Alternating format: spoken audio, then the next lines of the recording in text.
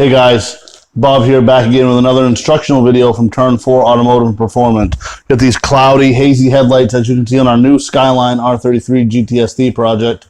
The intro was filmed just a few days ago. Go ahead, we'll link that one in the description. Go ahead and check out our new Skyline 1994 that we bought from Northeast Auto Imports.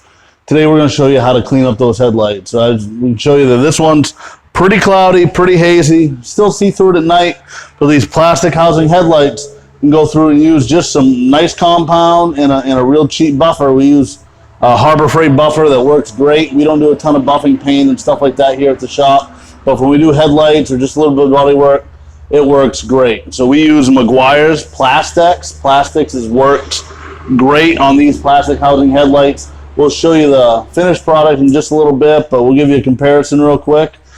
A couple notes while we do this. Make sure you tape off extra. You probably don't need to tape 6-7 inches wide all the way around, but we do, just for the fact that we don't want the buffer to hit the paint and maybe scratch up the paint or anything like that. So this car definitely needs paint work, but we still don't want to mess up the paint any more than it already is.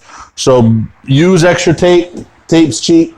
Use the right compound. Don't use like a plastic rubbing compound or something like that. Use something made for headlights. We use Meguiar's Plastics, as we said.